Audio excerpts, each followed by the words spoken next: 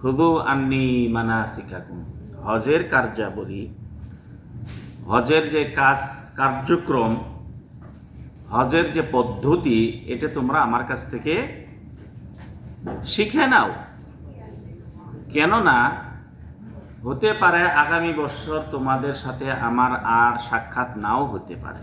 এই যে বিদায় দিচ্ছিলেন ওই হজে, এই হজের নাম হলো কি বিদায়ী হজ। কি হজ? বিদায়ী হজ। বিদায়ী হজ্জে রাসূলুল্লাহ সাল্লাল্লাহু আলাইহি ওয়াসাল্লামের উপর কোরআনের আয়াত নাজিল হলো, আর সেই আয়াতের মাধ্যমে ইসলামের বিধানকে পরিপূর্ণ করলেন। ইসলামের কি করলেন? বিধান কি করলেন? পরিপূর্ণ করলেন। তো আল ইয়াউমা আকমালতু লাকুম দীনাকুম, এই আয়াতের মাধ্যমে ইসলামের বিধান তিনি কি করলেন? পরিপূর্ণ করলেন। তো এরপরে কি কোনো আয়াত নাজিল হয়েছিল? জি, এরপরেও আয়াত নাজিল হয়েছে, কিন্তু বিধানের সম্পূর্ণ বিধান স্বয়ং সম্পূর্ণ হয়েছে আগেই। আল্লাহ নবী সাল্লাল্লাহু আলাইহি সাল্লামের সম্ভবত মৃত্যুর 3 বা 4 দিন পর একটি আয়াত নাজিল হয়। সেই আয়াতটি আপনারা আগামী সপ্তাহে খুঁজে নিয়ে আসবেন। প্রশ্ন উত্তর থাকলো, ঠিক আছে? প্রশ্ন থাকলো আগে, পরে বলছি। রাসূল সাল্লাল্লাহু আলাইহি সাল্লামের মৃত্যুর 3 বা 4 দিন আগে এই আয়াতটি কি হয়? নাজিল হয়। সর্বশেষ আয়াত, সূরাটি রয়েছে সূরাতুল বাকারাতে, ঠিক আছে? তো রাসূলুল্লাহ সাল্লাল্লাহু আলাইহি ওয়াসাল্লাম এর উপর যখন এই আয়াত নাজিল হলো, ইসলামের বিধান স্বয়ং সম্পূর্ণ হয়েছে। তো রাসূল সাল্লাল্লাহু আলাইহি সাল্লাম যখন আমাদের মাঝে থাকবেন না, রাসূল সাল্লাল্লাহু আলাইহি সাল্লামের সাহাবাগণ যখন কোনো বিষয়ে দ্বিধাদ্বন্দ্ব হতো, মীমাংসা পেত না, তখন তারা রাসূলুল্লাহ সাল্লাল্লাহু আলাইহি সাল্লামের কাছে গিয়ে মীমাংসা নিতেন।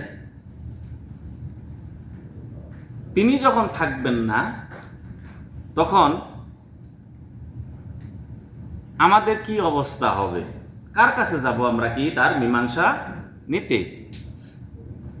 তো যখন আল ইয়াউমা আকমালতু লাকুম দীনাকুম ওয়া আতমামতু আলাইকুম নি'মাতি ওয়া রাদিতু লাকুমুল ইসলাম দীনান, এই আয়াত নাজিল হওয়ার পর অনেক সাহাবা বুঝতে পারছেন ইসলামকে স্বয়ং সম্পূর্ণ করার জন্যই আল্লাহ তাআলা নবী মুহাম্মদ সাল্লাল্লাহু আলাইহি সাল্লামকে প্রেরণ করেছেন। তিনি যখন থাকবেন না, যখন স্বয়ং সম্পূর্ণ হয়েছে, তখন হয়তো রাসূল সাল্লাল্লাহু আলাইহি সাল্লাম আমাদের থেকে তিনি বিদায় নেবেন, এবং তিনি বারবার আমাদের কি করছেন? বিদায় দিচ্ছেন যে খুযু আন্নী মানাসিকাকুম, হজের কার্যাবলী আমার কাছ থেকে জেনে নাও। হতে পারে আগামী বছর তোমাদের সাথে আমার আর সাক্ষাৎ হবে না। এই যে বিদায় দিচ্ছেন।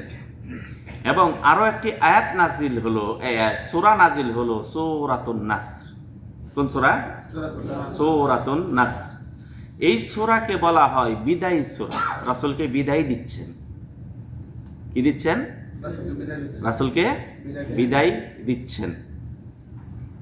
তো অনেকগুলি বিষয় দিয়ে অনেক সাহাবা বুঝতে পেরেছেন রাসূলুল্লাহ সাল্লাল্লাহু আলাইহি ওয়াসাল্লাম আমাদের মাঝে থাকবেন না। তো আল্লাহ নবী সাল্লাল্লাহু আলাইহি ওয়াসাল্লাম তাদেরকে, এই যে প্রশ্ন আসছিল, আসবে, তাদের চেহারায় এরকম একটা ভাব যে রাসূল থাকবেন না, আমরা কোনো যদি বিপদে পড়ি, কোনো মাসআলা দরকার পড়ে, তাহলে এর সংশোধনটা আমরা কোথায় থেকে নিব, কোথায় থেকে করব? তো আল্লাহ নবী সাল্লাল্লাহু আলাইহি ওয়াসাল্লাম বললেন, তারাকতু ফীকুম আমরাইন, তোমাদের মাঝে 2টি নির্দেশনা রেখে যাচ্ছি, 2টি বিষয় রেখে যাচ্ছি, 2টি নির্দেশিকা রেখে যাচ্ছি।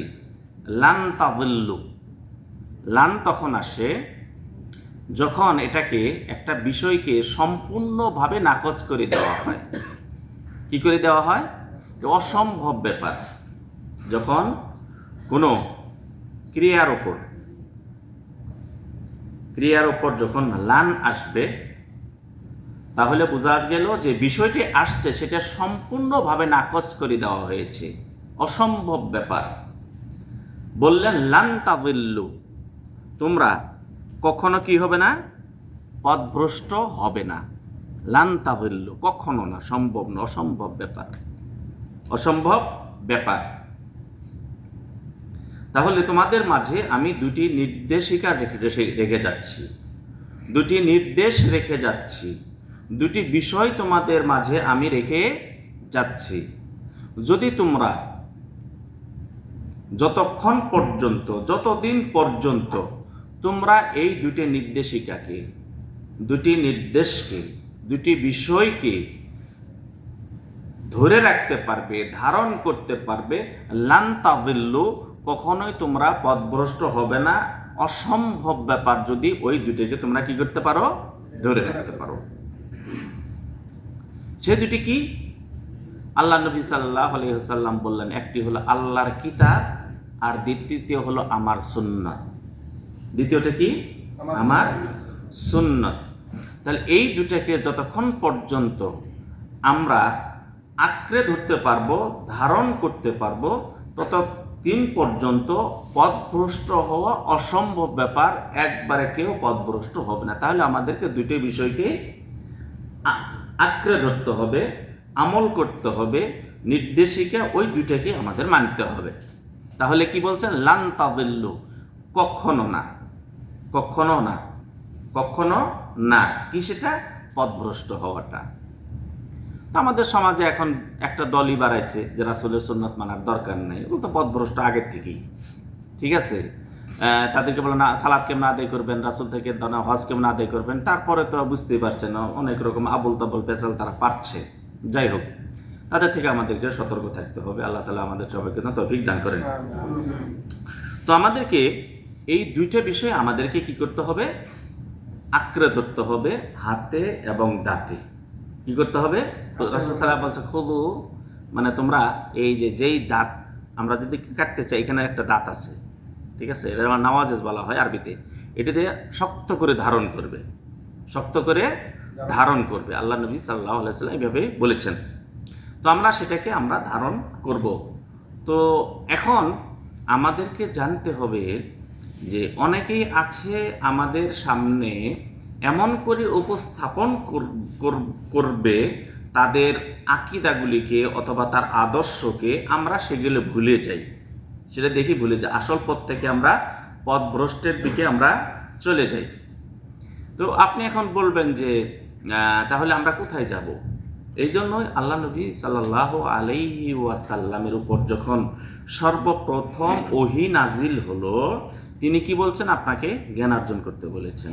এবং রাসূল সাল্লাল্লাহু আলাইহি সাল্লাম বলছেন, প্রত্যেক মুসলমানের উপর জ্ঞান অর্জন করা কি ফরজ।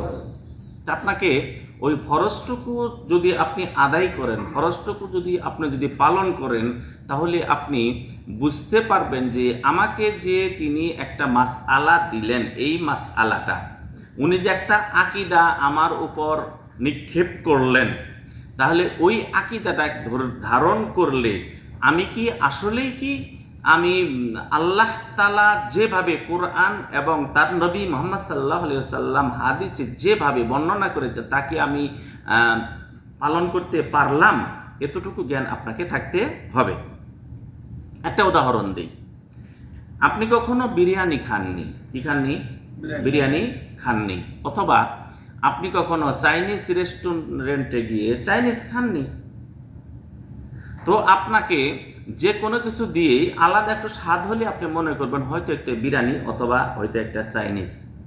আর আপনার যদি সে সম্পর্কে জ্ঞান থাকে, তাহলে আপনাকে কি আবুল তাবুল কিছু খাওয়াইয়ে কি আপনি কি বলতে পারবেন চাইনিজ খেলেন? না। তাহলে চাইনিজ যে আপনি খাবেন অথবা বিরিয়ানি খাবেন, সে সম্পর্কে আপনার এই ন্যূনতম জ্ঞানটুকু অর্জন করা হলো আপনার উপর কি ফরজ। বোঝা গেছে? সেই নিম্নতম জ্ঞানটুকু অর্জন করা কি আপনার জন্য ফরজ। তো এই জন্য আমাদেরকে জ্ঞানটুকু অর্জন করলে আমাদের যে কি লাভ তা আমরা জানি। আল্লাহ তাআলা যখন প্রথম ওহী নাজিল করলেন, আল্লাহ তাআলা কি বললেন? ইকরা। কি বললেন? বললেন না মূর্তি ভাঙ্গো, মূর্তি ভাঙ্গে বলেন না কিন্তু। এবং ঝড় ঝঞ্ঝার দিন অনেক আসছে, অন্ধকার রাত অনেক আসছে, তখন তো এরকম আমার কারেন্টের ওই আলো ছিল না। রাসূল সাল্লাল্লাহু আলাইহি সাল্লামের সাহাবারা যারা প্রাথমিক দিক ইসলাম গ্রহণ করলেন, ওমর রাদিয়াল্লাহু তাআলা ইসলাম গ্রহণ করলেন, আব্দুল্লাহ ইবনে মাসউদ ইসলাম গ্রহণ করলেন, এবং বেলাল রাদিয়াল্লাহু তাআলা আনহুকে নির্যাতন করা হলো, খাব্বাব রাদিয়াল্লাহু তাআলা আনহুকে নির্যাতন করা হলো, তারপরে সুমাইয়া রাদিয়াল্লাহু তাআলা আনহাকে শাহাদাত বরণ করতে হলো, তার স্বামী ইয়াসির রাদিয়াল্লাহু তাআলা আনহুকে নির্যাতন করা হলো, তার সন্তান আম্মার রাদিয়াল্লাহু তাআলা আনহুকে নির্যাতন, অনেকে নির্যাতন করা হয়েছে। তারা কি পারতেন না অন্ধকার রাত্রিতে গিয়ে ওই কি বলে মূর্তিগুলো ভেঙে আসতে? পারতেন না? সেখানে সালাত আদায় করতেন। কিন্তু না, আল্লাহ তাআলা কি বললেন? ইকরা, জ্ঞান অর্জন করো। জ্ঞান অর্জন করার কারণ দেখেন, ফাতহে মক্কা, মক্কা বিজয় কত সালে? 8ম হিজরিতে। কত হিজরিতে? 8ম হিজরিতে মক্কা বিজয় হলো। তারা কি এই একেবারে কি হাজার হাজার লক্ষ লক্ষ সৈন্য নিয়ে এসেছিল? না, অল্প। কেননা আল্লাহ নবী সাল্লাল্লাহু আলাইহি ওয়াসাল্লামকে আল্লাহ তাআলা যে প্রথম ওহীতে যে নির্দেশনা দিয়েছিলেন, ওই নির্দেশনার মাধ্যমে এমনভাবে জ্ঞান অর্জন করেছেন, ওই জ্ঞানের মাধ্যমে অল্প দিয়ে আল্লাহ তাআলা একটা শহরকে বা একটা পরাশক্তিকে তিনি কি করলেন? জয় করে ফেললেন। এই জন্য আমাদের কি করতে হবে? জ্ঞান অর্জন করতে হবে। কি করতে হবে? আমাদের জ্ঞান অর্জন করতে হবে। আর ন্যূনতম এতটুকু জ্ঞান অর্জন করতে হবে যার মাধ্যমে আপনি বুঝতে পারবেন তার কাছ থেকে তিনি যে আমাকে মাসআলা দান করলেন, মাসআলা দিলেন আমাকে, এটি কি আসলে কোরআন হাদিস মতো দিলেন কিনা আমি নিজেই বুঝতে পারবো। এখন আপনাকে বলা হলো, একটা উদাহরণ দিই। আপনাকে যখন বলা হলো যে আমরা এবার আমাদের মসজিদে একটা অনুষ্ঠান করব, একজন আলেম নিয়ে আসবো এবং আমরা বিরিয়ানিও পাকাবো, ঠিক আছে, আর সেটা হলো কি আমরা শবে বরাত আমি পালন করব। তো তিনি এসে বললেন যে শবে বরাত এমন এক রজনী, যেই রজনীতে আল্লাহ তাআলা কোরআন নাজিল করেছেন। কি নাজিল করেছেন? কোরআন নাজিল করেছেন। আল্লাহ তাআলা বলছেন যে আমি লাইলাতুল মুবারাকাতে আমি কি করেছি? নাজিল করেছি। এখন আপনি যদি ন্যূনতম যদি আপনার যদি জ্ঞান থাকে, মানে বিরিয়ানি সম্পর্কে আপনার কিছু ধারণা আছে, চাইনিজ খাওয়া সম্পর্কে আপনার কি আছে? কিছু ধারণা আছে, তাহলে আপনি তার কথাটা কি আপনি গিলার আগে চিন্তা করবেন। আল্লাহ তাআলা তো বলছেন যে শাহরু রমাদান আল্লাযী উনজিলা ফীহিল কুরআন। কোরআন নাজিল কোন মাসে? রমজান মাসে। শাবান মাসে তো সম্ভব না। এখন বলবে যে না, লাইলাতুল বারাতে, মানে শবে বরাতে। আল্লাহ তাআলা তো নিজে বলছেন ইন্না আনজালনাহু ফি লাইলাতিল কদর, কদরের রাত্রিতে। তাহলে আপনার যদি এই যে ইসলাম সম্পর্কে ন্যূনতম জ্ঞানটুকু, ওই জ্ঞানটুকু যদি থাকে, যেটা জ্ঞান অর্জন করা আপনার জন্য ফরজ, তিনি যতই আপনার সামনে বকবক করুন না কেন, আপনি গিলবেন না। কি করবেন না? গিলবেন না। কেন? আল্লাহ তাআলা, অসম্ভব ব্যাপার যে আল্লাহ তাআলা কোরআন নাজিল করবেন কোন মাসে? মানে কোন মাসে? শাবান মাসে না, তিনি তো বলছেনই আমি কোরআন নাজিল কোন মাসে? রমজান মাসে। রাত্রি ব্যাপারও আল্লাহ তাআলা কি করছেন? বর্ণনা করেছেন ইন্না আনজালনাহু ফি লাইলাতিল কদর। তো উনি যে এসে ইনিয়ে বিনিয়ে কোরআনের ব্যাখ্যা অপব্যাখ্যা করে তিনি বললেন যে না, কোরআন নাজিল হয়েছে শবে বরাতে, আপনি নেবেন না। কি করবেন না? এই জন্যই আমাদেরকে অতটুকু জ্ঞান অর্জন করতে হবে, যেই জ্ঞানটুকু অর্জন করলে তিনি যে বিষয়টি আমাকে দিলেন আমি সেটা নিতে পারবো। আল্লাহ তাআলা তালাকের ব্যাপারে আল্লাহ তাআলা বললেন আত-তালাকু মাররাতান। তালাক কয়বার? কয়বার? তালাক কয়বার? 2 বার। মানে 2 বার তালাক দিলে আবার ফেরত নিতে পারবেন।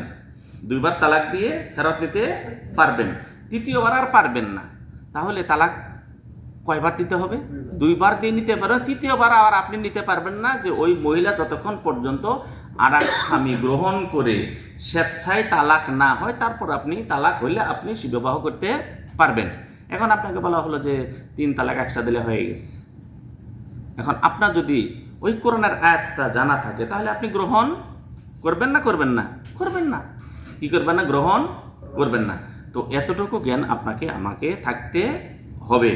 তাই আমাদেরকে আল্লাহ নবী সাল্লাল্লাহু আলাইহি ওয়াসাল্লাম বিদায় হজ্জের ভাষণে তিনি বলে গেলেন, তোমরা যতক্ষণ পর্যন্ত আল কিতাব কুরআনুল কারীম এবং আমার সুন্নাতকে যতক্ষণ পর্যন্ত তোমরা আঁকড়ে ধরতে পারবে ততক্ষণ পর্যন্ত তোমরা পথভ্রষ্ট কখনো হবে না, কখনো হবে না, হবেই না পথভ্রষ্ট। তাহলে আমাদের কি ধারণ করতে হবে? 1 নম্বর আল কোরআন, দ্বিতীয় হলো রাসূল সাল্লাল্লাহু আলাইহি সাল্লামের সুন্নাত। এখন আমরা আমাদের সমাজে অনেকেই আছে অনেক কিছু আমাদেরকে খাওয়াইতে চায়, কিন্তু আমরা সেগুলি গ্রহণ করি না। কেন? আমাদের ওই যে যতটুকু জ্ঞান অর্জন করলে আমি বুঝতে পারবো হক এবং বাতিলের মাঝখানে যে পার্থক্যটা বুঝতে পারবো, অতটুকু জ্ঞান অর্জন করা আপনার আমার উপর কি ফরজে আইন, ফরজে আইন। তো আমরা অনেক সময় দেখে থাকি যে এটা করলে সমস্যাটা কোথায়, বলি না আমরা? কি বলি? সমস্যাটা কোথায়? সেখানে তো আল্লাহ নবী নেওয়া হবে, আল্লাহর নাম নেওয়া হয়, সেখানে আল্লাহর কাছেই চাওয়া হয়। তো সমস্যাটা কোথায়? আল্লাহ তাআলা তো চাইলে, আল্লাহর কাছে যিনি চান তার উপর আল্লাহ তাআলা সন্তুষ্ট হন, রাজি হন, না চাইলে তিনি রাগ করেন। তো চাইছি, সমস্যাটা কোথায়? বলে না অনেকেই, বলে কি না যে সমস্যাটা কোথায়? সমস্যাটা সেখানেই যে রাসূলুল্লাহ সাল্লাল্লাহু আলাইহি ওয়াসাল্লাম আমাদেরকে যে দুইটি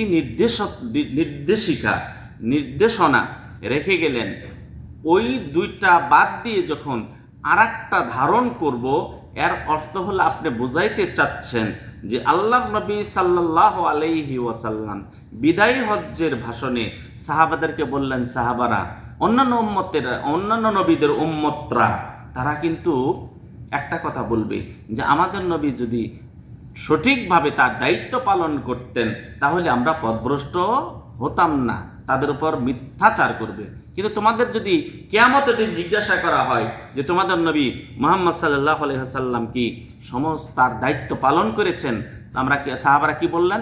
বালা ইয়া রাসূলুল্লাহ। কি বললেন? হ্যাঁ, আপনি পালন করেছেন। তখন রাসূলুল্লাহ সাল্লাল্লাহু আলাইহি ওয়াসাল্লাম কি বলেন? আল্লাহুম্মা শাহাদ, আল্লাহ তুমি সাক্ষী থাকো। এর অর্থ অনেকগুলি আছে। আল্লাহ কোথায়? কোথায়? আল্লাহ আরশের উপরে। এবং আপনাকে যদি খাওয়াইতে চায় যে আল্লাহ সব জায়গায় বিরাজমান, কি মানবেন? না। আর যদি বলে লা ইলাহা ইল্লাল্লাহ, আল্লাহ ছাড়া কোনো কিছুর অস্তিত্ব নাই, বলে না অনেকে? এর দ্বারা কি বোঝা জানেন? ওই চিকনামার বলে পিছন দিয়ে মারছে। ওরা বলে কি যে আল্লাহ ছাড়া কোনো অস্তিত্ব নাই। গাছে সেটাও আল্লাহর অস্তিত্ব, মানুষ সেটাও আল্লাহর অস্তিত্ব, কুকুর আল্লাহ অস্তিত্ব। তার মানে কুকুরের ভিতরে আল্লাহ বিরাজ করছে, গাছের ভিতরে আল্লাহ বিরাজ করছে। কুকুরকে সিজদা দেন আর শুকুরকে সিজদা দেন, আল্লাহ সিজদা পাইল। এর অর্থ এটা, সাবধান থাকবেন। লা ইলাহা ইল্লাল্লাহ, আল্লাহ ছাড়া কোনো অস্তিত্ব নাই। কেউ যদি অনুবাদ করে এরকম মানে নেবেন না। লা ইলাহা ইল্লাল্লাহ, আল্লাহ ছাড়া কোনো সত্য মাবুদ নেই। বোঝা গেছে তো? কিভাবে মার দেয় আমাদের, জানেন তো? তো যাই হোক, আমরা যদি কোনো ইবাদত করতে গেলে আপনাকে অনেকগুলি বিষয় আমাদেরকে জানা থাকতে হবে। একটা হলো রাসূল সাল্লাল্লাহু আলাইহি ওয়াসাল্লাম এইটার জন্য কোন সময় নির্ধারণ করেছেন। কিছু ইবাদত আছে কি সময় নির্ধারিত, সময় কি নির্ধারিত। 5 ওয়াক্ত সালাতের সময় নির্ধারিত। আপনি প্রয়োজনে জোহরের সাথে আসর মিলাতে পারবেন, কিন্তু আসরের সাথে মাগরিব মিলাতে পারবেন না। পারবেন না। এশার সাথে মাগরিব মিলাতে হবে, এশার সাথে ফজরকে মিলাতে পারবেন না। জোহরের সাথে ফজর মিলাতে পারবেন না, পারবেন না। একটা নির্দিষ্ট সময় আছে, সেখানে আপনি কি জোহর আসর একত্র পড়তে পারেন, মাগরিব এশা একত্র পড়তে পারেন, কিন্তু আসরের সাথে পারবেন না। এখন কেউ যদি মনে করে যে উমরা আসলাম, তো হজে হয়তো নাও আসতে পারি, আরাফাতের ময়দানে দাঁড়াইলাম, আরাফাতের ময়দানে মাগরিব আসর থেকে মানে জোহরের পর থেকে মাগরিব পর্যন্ত থাকলাম, তারপরে মুজদালিফায় গেলাম, তারপরে মিনাতে গেলাম, পাথর নিক্ষেপ কঙ্কর নিক্ষেপ করলাম, কুরবানি। হজ হবে তার নাকি হজের সময় নির্ধারিত রয়েছে? হজের কি রয়েছে? সময় নির্ধারিত রয়েছে। তাহলে আবাদতের যেটা সময় যেখানে নির্ধারিত রয়েছে ওই সময় অনুযায়ী আপনাকে আবাদত করতে হবে। এবং স্থান কি, অনেকগুলি আবাদতের স্থান রয়েছে। কি রয়েছে? স্থান রয়েছে। আপনি জানেন যে সবচেয়ে গুরুত্বপূর্ণ ফজিলতপূর্ণ দিন হলো আরাফাতের দিন। কোন দিন? আরাফাতের দিন। এখন আপনি যদি মনে করেন যে আরাফাতের দিন যে হলো, তো রাত্রিটাও মানে কি হবে? খুব ফজিলতপূর্ণ হবে। তো রাত্রেও আপনি আরাফাতের ময়দানে থেকে গেলেন, মুজদালিফায় গেলেন না, হবে না। আপনাকে মুজদালিফায় নির্দিষ্ট সময়ে এবং নির্দিষ্ট স্থানে আপনাকে কি করতে হবে? অবস্থান করতে হবে। তাহলে স্থানটাও কি রাসূল থেকে নিতে হবে। স্থানটা কোথায় থেকে নিতে হবে? রাসূল থেকে নিতে হবে।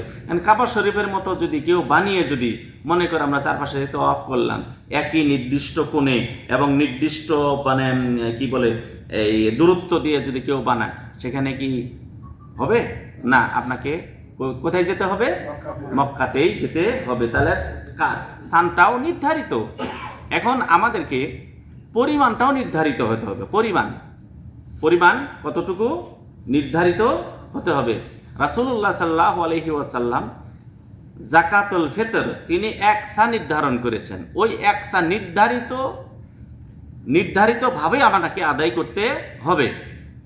এখন আপনাকে সংখ্যা, আপনি ছুটির দিন, আপনি কি আপনার ছুটির দিন ফজরের সালাতে ফেরেশতারা এসে আপনার আমলনামা নিয়ে যায়। রাত্রির ফেরেশতা, দিনের ফেরেশতা, তারা একত্র হয়, একদল আসে, তাদেরকে দায়িত্ব দিয়ে চলে যায়। তাহলে এত ফজিলতপূর্ণ সময় 2 রাকাত কেন? সময় আছে 3 রাকাত, 4 রাকাত পড়ি, সালাত হবে না?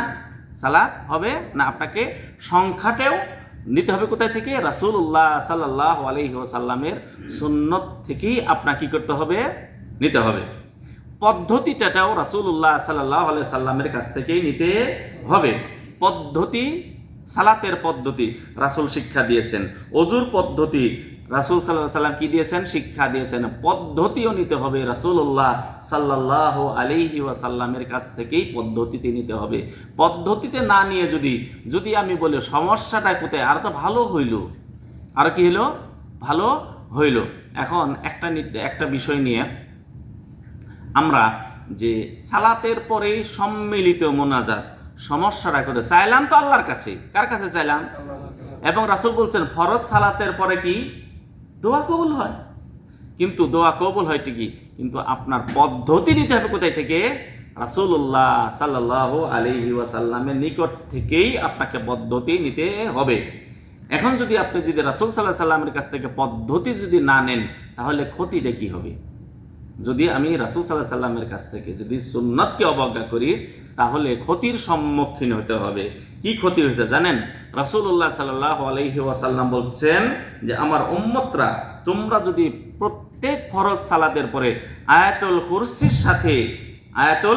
কুরসির সাথে সূরাতুল ইখলাস পাঠ করতে পারো, আমার উম্মত তুমি জান্নাতি, তুমি জান্নাতি, তুমি জান্নাতি। প্রবেশ করতে পারো নাই, মৃত্যু হয় নাই বলে তুমি জান্নাতে কি করতে প্রবেশ করতে পারো নাই, তুমি চলাফেরা করছো, তুমি কিন্তু জান্নাতি। রাসূল সাল্লাল্লাহু আলাইহি সাল্লাম যখন আমি সালাম ফেরানোর পরে যদি হাত তুলে মোনাজাত করে ছেড়ে দিলাম, ওই যে জান্নাতি যে আল্লাহ নবী সাল্লাল্লাহু আলাইহি সাল্লাম আপনাকে সুসংবাদ দান করলেন, আপনার যে একটা বড় একটা সুসংবাদ যে আপনি যদি ওই আমলটা যদি করেন আপনি জান্নাতি। মৃত্যুবরণ করেন নাই বলে জান্নাতে যেতে পারেন না, মৃত্যুবরণ করবেন, আপনার জন্য সুসংবাদ, আপনি জান্নাতে, ওখান থেকে আপনি বঞ্চিত হলেন। গুনাহ করি সবাই। রাসূল সাল্লাল্লাহু আলাইহি সাল্লাম বলছেন কেউ যদি সুবহানাল্লাহ, আলহামদুলিল্লাহ, আল্লাহু আকবার 33 বার করে পাঠ করে আর একবার পাঠ করে লা ইলাহা ইল্লাল্লাহু ওয়াহদাহু লা শারীকা লাহু লাহুল মুলকু ওয়া লাহুল হামদু ওয়া হুয়া আলা কুল্লি শাইইন কাদির, আল্লাহ নবী সাল্লাল্লাহু আলাইহি সাল্লাম বলছে তোমার অতীত জীবনের সমস্ত গুনাহ আল্লাহ মাফ করে দিবেন। এখন আপনার প্রশ্ন আসতে পারে যে কতটুকু গুনাহ হলে আল্লাহ মাফ করবেন? একজন বললেন যে আমি এবার তোমাদের কাছে যা আমি পাই ঋণ আমি মাফ করে দেব, কতটুকু মাফ করবেন?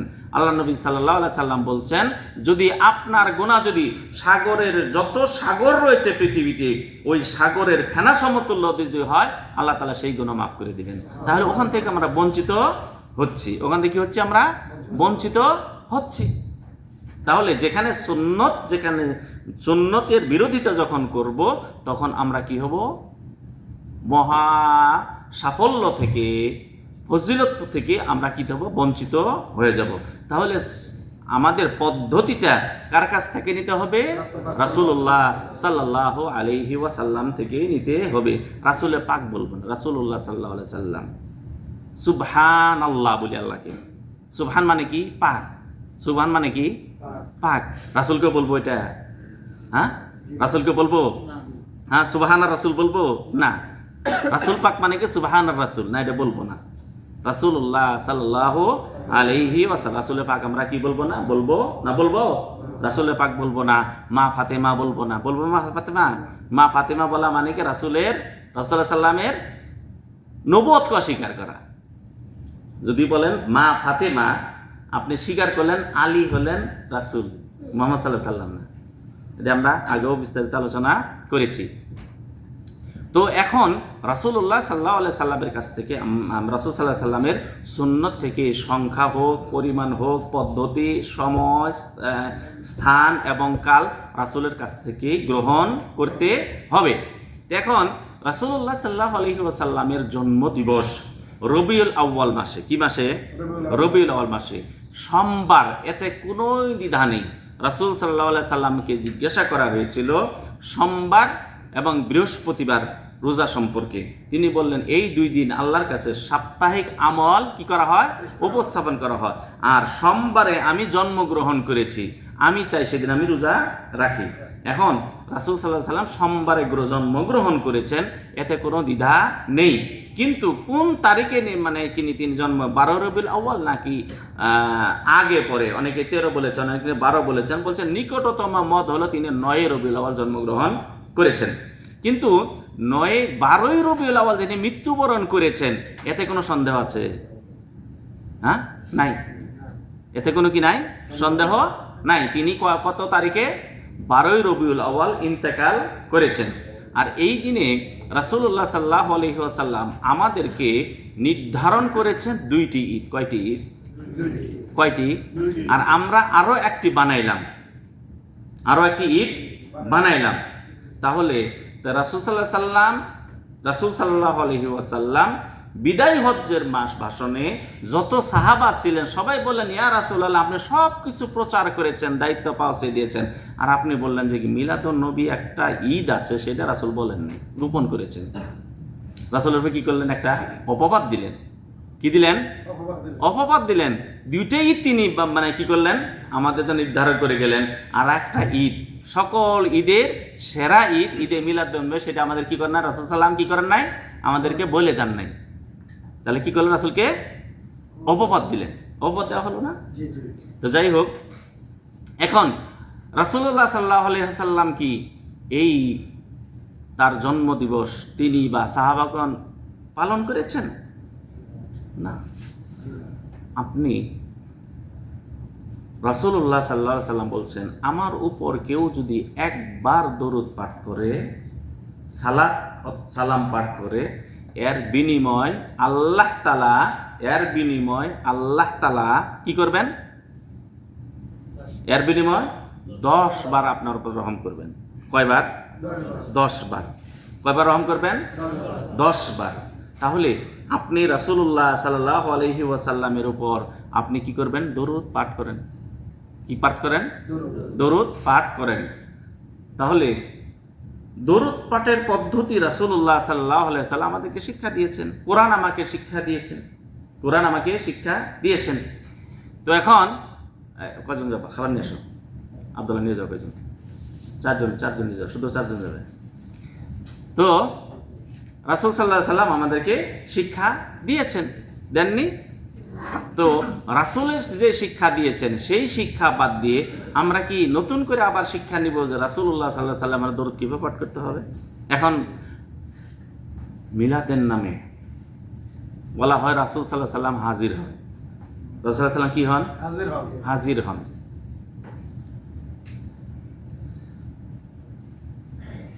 তাহলে রাসূল সাল্লাল্লাহু আলাইহি ওয়াসাল্লাম যদি আমাদের এখানে হাজির হন, পাকিস্তানে ওখানে দরুদ হচ্ছে, ওখানে হাজির হন না? এই সম্পর্কে সংশয়টা বুঝেন। রাসূলুল্লাহ সাল্লাল্লাহু আলাইহি ওয়াসাল্লাম বলেন, আমার উম্মত পৃথিবীর যে কোনো প্রান্তর থেকে আমার উপর সালাত এবং সালাম পাঠ করবে, আল্লাহ তাআলা নির্ধারিত ফেরেশতা রয়েছে, ওই ফেরেশতারা আমার কাছে ওই সালামটা পৌঁছে দেবে। এর দ্বারা কি বুঝলাম? অনেকে বলে মদিনায় যাচ্ছে রাসূলের, আমার একটু সালাম দিও, বলা জায়েজ আছে এটা?